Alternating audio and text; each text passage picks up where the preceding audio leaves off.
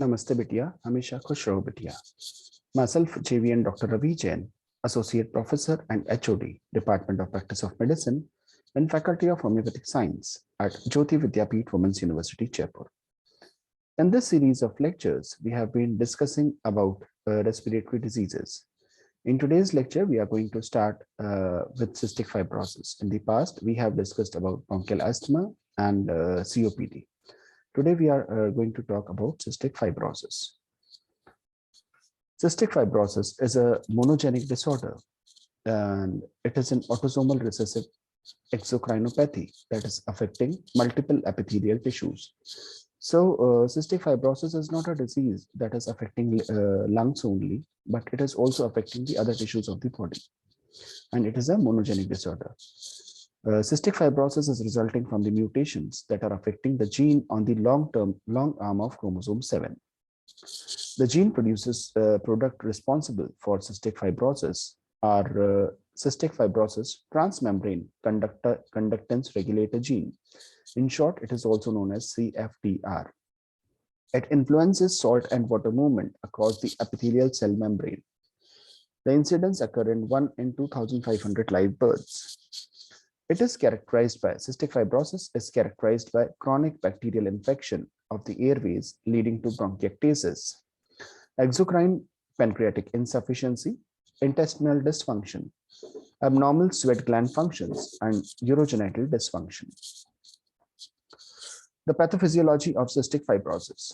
The genetic defect that causes increased sodium and chloride content in sweat and increased reabsorption of sodium and water from the respiratory epithelium. There is a relative dehydration of the airway epithelium that predisposes to chronic bacterial infection and ciliary dysfunction, leading to bronchiectasis. The gene defect also causes disorders in the gut epithelium, pancreas, liver, and the reproductive tract. Cystic fibrosis, organ-specific effects on electrolyte and water transport. In the GIT, there is defect in the sodium absorption and chloride secretion that causes dehydration of the surface epithelium. It causes dehydration of the intramural contents and intestinal obstruction. In hepatobiliary system, the defective chloride and water secretion causes thickening of the biliary secretions, focal biliary cirrhosis, and bile duct perforation. There is inability of the cystic fibrosis gallbladder epithelium to secrete salt and water that can lead to both cholecystitis and cholelithiasis. In this sweat gland, there is sweat secretion is normal, but is not able to absorb sodium chloride from the sweat duct. Now we come to the clinical features of cystic fibrosis.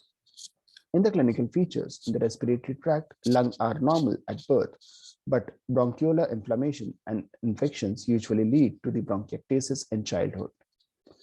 The common infections like Staphylococcus aureus, Pseudomonas aeruginosa, recurrent exacerbation of bronchiectasis causes progressive lung damage, resulting in ultimately in the death from the respiratory failure.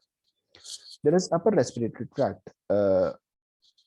It causes chronic sinusitis, incidence of nasal polyp. In the lower respiratory tract, it produces cough, which becomes persistent and produces viscous, purulent, and often greenish sputum. There are periods of clinical stability that is interrupted by pulmonary exacerbations, often triggered by viral infection. The symptoms include increased cough, weight loss, low-grade fever, increased sputum volume, and decreased pulmonary function.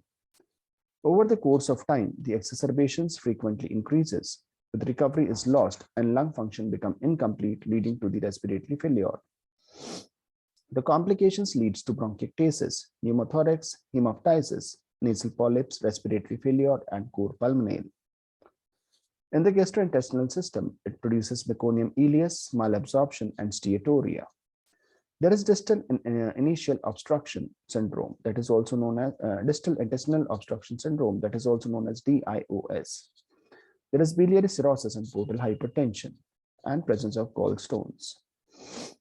There is also exocrine pancreatic insufficiency, which occurs in more than 90% of the patient with cystic fibrosis. There is insufficiency leading to the defect of pancreatic enzyme secretion, hence there is protein and fat malabsorption.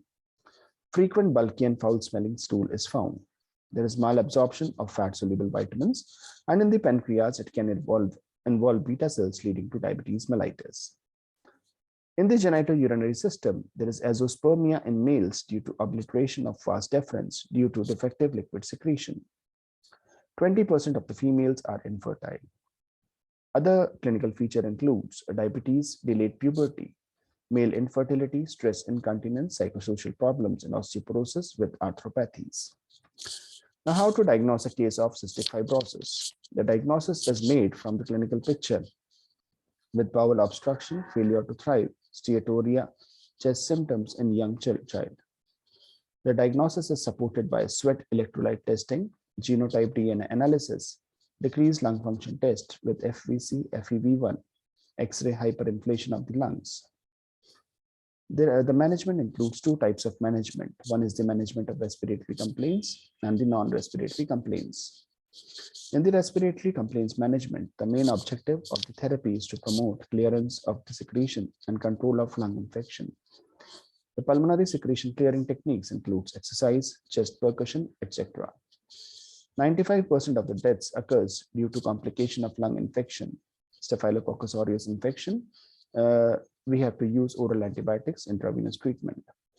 For the Pseudomonas infection, we have to give nebulization, antibiotic therapy, inhaled beta antagonists to control the airway obstruction. Regular physiotherapy, chest physiotherapy has to be given. Now, in the management of non-respiratory manifestations, it includes oral pancreatic enzyme supplementation, vitamin E and K, insulin for diabetes, gene therapy, which includes manufactured normal cystic fibrosis gene that can be packed within the viral or liposome vector and delivered to respiratory epithelium to correct the genetic defect. Management of psychosocial problems like counseling for health insurance, career options, family planning, etc. So this was all about cystic fibrosis. The details of the cystic fibrosis are present in the PPT that is available on the portal. So this was all for today. I hope you must have understood the session properly. If you have any query, please mention in the comment box and I'll try to resolve it. This was all for today. Thank you very much. Have a good day.